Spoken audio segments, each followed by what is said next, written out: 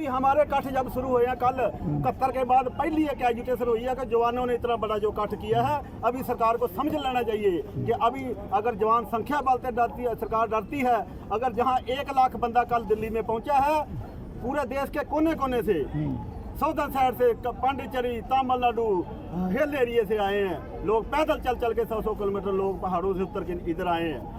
एक जवान अगर दिल्ली में पहुंच गया, समझ लो उसके पीछे 100 बंदा होता है। मिक्स रिएक्शन ज्यादातर देखने को मिला है जवानों के अंदर। अभी मोदी सरकार से इतना उनको गुस्सा नहीं है, उन्हें उम्मीद है। कुछ लोगों को गुस्सा है, कुछ लोगों को उम्मीद है। आपको क्या लगता है कि क्या सब एक मत हो पाएंगे या सरकार इनमें भी फिर फूट डाल देगी? देखो जी, गुस्सा जवान में पहली दफा इतना फूटा है जो कल आपने देखा है।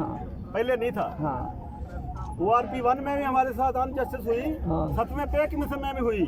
जो अधिकारियों ने सरकारों के साथ मिलके खुद 2.81 फैक्टर लिया, हमारे को 2.57। उसी की वजह से ORP सेकंड डिवीजन में हमारी जो पेंशन नहीं बढ़ी, क्योंकि जो अधिकारी 2.57 में पेंशन आए 14 से पहले, वो भी जब जुलाई जी 18 में बेस लिया गया, उसके मुताबिक जो 18 में अधिकारी पेंशन आए 2.8 फैक्टर में, वो पुराने वाले भी 81 फैक्टर में आ गए। इसी कारण अधिकारियों की जी 15 से 25,000 पेंशन बढ़ी और जवानों की बढ़ी है 22 से हौलदार तक ओनली। अधिकारियों के खिलाफ ज्यादा रोष है, ना कि प्राइम मिनिस्टर के खिलाफ, ऐसा देखा गया है। हमारा सरकार के साथ भी रोष है और अपने अधिकारियों के अंगेज, क्योंकि सरकारों ने ही अधिकारियों के जाल में फंस के, अभी सरकार ये समझती थी कि पहले सब जवान अधिकारियों के पीछे लगे हुए हैं। अभी पॉलिटिकल पार्टियों को हमने मैसेज दिया है, अभी पहले की तरह नहीं है कि आपने किसी अधिकारी को सीट दे दिया तो पूरे जवान उसके पीछे। इसका कारण आपने देख लिया है, आपने जगह जगह देख लिया। हमने बनारस से जड़ा तेज बहादुर को इलेक्शन में क्यों उतारा,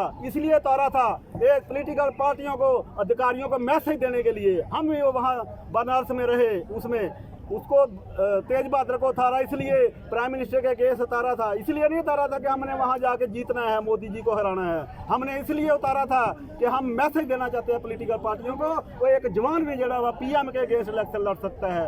और दूसरा, हरियाणा में जब इलेक्शन हुई, किसी पार्टी ने अगर किसी अधिकारी को सीट दिया, हमने विरोध किया, क्योंकि अधिकारियों की वजह से हमारे को अपने हक नहीं मिले। हमने वहाँ विरोध किया। जितने भी अधिकारियों ने किसी भी पॉलिटिकल पार्टी से सीट लड़ा, सारों की जमानत जब्त हुई। ज्यादातर सरकार अधिकारियों के कंधे पे बंदूक रखकर जवानों के ऊपर वार करती है, ऐसा देखा जाता है। खुद पीछे छुपी रहती है, अधिकारियों को आगे कर देती है। तो आपका गुस्सा अधिकारियों की तरफ होता है, ना कि सरकार की तरफ। अब आप समझ गए हैं क्या कि सरकार से लड़ना है, ना कि अधिकारियों से? सरकार से भी लड़ना है, अधिकारियों से देने थे हक हमारे को सरकार ने है। लेकिन विश्वासघात हमारे साथ है। हमारे अधिकारियों ने सरकारों के साथ मिली भुगत करके किया। हम अधिकारियों को, ठीक है, हमारे बच्चे, जवानों के बच्चे, जैसे जवानों के बच्चे अधिकारी बनते हैं फौज में, लेकिन मान लो सिविल में कई हमारे जवान बोलते हैं यार सब अधिकारी जड़े ऐसे नहीं होते, कई सोचते भी हैं, मान लो सोचते हैं, लेकिन आज तक किसी, पाए कितना भी अच्छा अधिकारी हो, पाए हमारा ही बच्चा क्यों ना हो, किसी भी अधिकारी ने ये आवाज उठाई है कि जवानों का इक्वल पे फैक्टर होना चाहिए, जवानों की MSP होनी चाहिए, इक्वल डिसेबिलिटी पेंशन होनी है, तब हम माने कि अधिकारी सब खराब नहीं है, कुछ अच्छे भी हैं। लेकिन आज तक कोई भी अधिकारी जवानों के, ये जो हमारा धरना प्रदर्शन, इसमें आके कह दे पब्लिकली कि मैं जवानों की मांगों का समर्थन करता हूँ, हम अधिकारी को अपने कंधों के ऊपर उठाएंगे। 2024 के लिए क्या संदेश है सरकारों को आपकी तरफ से, जवानों की तरफ से? 2024 में चुनाव है जो तय करेगा। हम किसी भी सरकार के अगेंस्ट नहीं है। बहुत बढ़िया। ये धरना प्रदर्शन हमारा किसी पॉलिटिकल पार्टी के अगेंस्ट नहीं है। बच्चा रोएगा नहीं तो माँ दूध नहीं देगी। हम रोने आए हैं, अपने हक लेने आए हैं, अपने संवैधानिक तरीके से हक लेने हैं, और बाकी एजुटेशन, पीसफुली एजुटेशन करके हमने हक लेने हैं। संविधान ने हमारे को अधिकार दिए हैं कि हम अपने हक की मंगा वास्ते आप संघर्ष सरकार तक आवाज पहुँचा सकते हैं। हमने डिफेंस मिनिस्टर को 11 दफा अपने मेमोरेंडम दे चुके हैं, पहले मीटिंगें भी कर चुके हैं, क्योंकि हमारा संख्या बल नहीं था। पहले हमारे संख्या बल ज्यादा अधिकारियों के पीछे था, लेकिन अभी हमारे पास संख्या बल भी आ गया है और हमारे साथ पढ़े लिखे लोग भी हैं।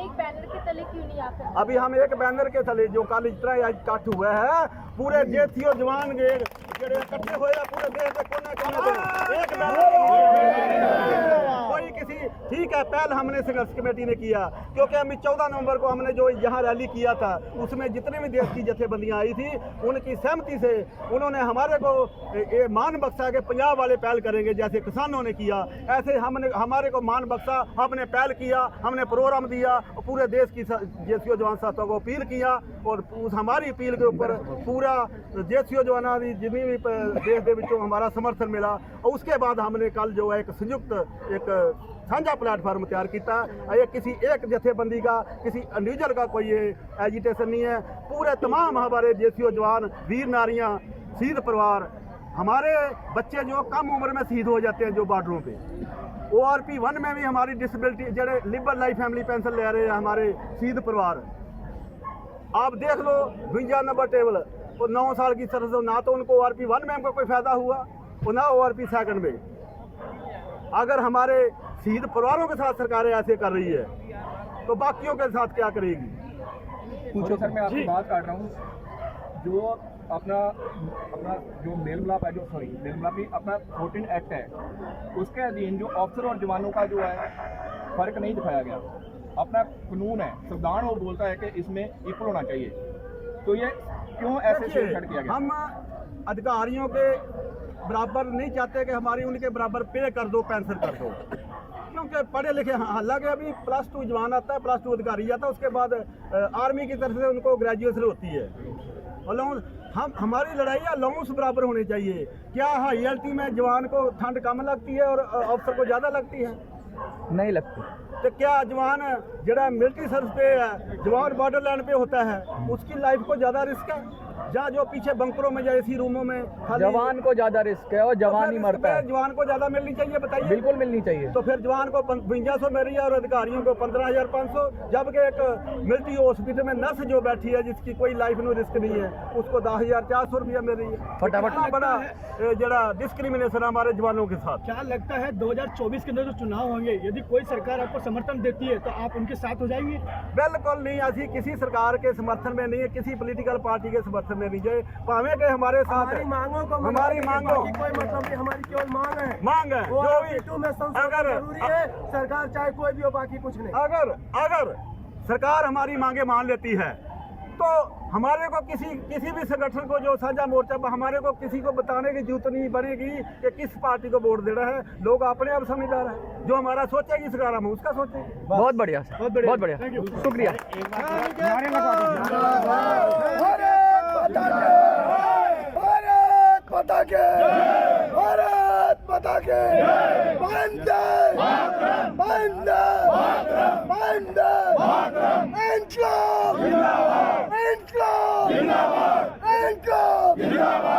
एक मैं आपके सभी चैनलों के माध्यम से अपने पूरे देश के सबका सैनिकों को अपील करनी चाहता हूँ, ये धरना कंटिन्यू चलेगा। अभी फर्स्ट 10 दिन हमने पंजाब वालों ने पहल किया है और दूसरे स्टेटों के भी बंदे आ रहे हैं। कैसे चल सकता है सर? 5 बजे के बाद तो यहाँ से उठा देते हैं। 5 बजे के बाद हमारा परमिशन है 9 से 4 बजे तक है। हाई कोर्ट के दिशा निर्देशों के मुताबिक जहाँ पहले जो जितना भी धरना प्रदर्शन कंटिन्यू होता था, जहाँ टेंट लग जाते थे, वो जो क्योंकि जहाँ जो आसपास के लोग हैं उनको जो प्रॉब्लम होती थी आवाज़ रात को भी यहाँ पर गाने गुने ला के, तो उन्होंने हाई कोर्ट से जो भी अपील डाला तो उसका हाई कोर्ट ने, लेकिन ये नहीं है कि कोई संवैधानिक तरीके ना अपनी आवाज़ नहीं सरकार तक पहुँचा। हमारा यहाँ यही माध्यम है जहाँ से हम अपनी आवाज़ सरकार तक पहुँचानी है, जो संवैधानिक तरीके नाल हाई कोर्ट दी हदायतों के मुताबिक 9 तो 4 बजे तक ही हमने एजिटेशन करनी है, जहाँ मतलब करना पूरी बात सुनने के बाद पूरा जो सिक्का निकल रहा है कि आपका कहने का मतलब यही है कि जो आपके अधिकारियों ने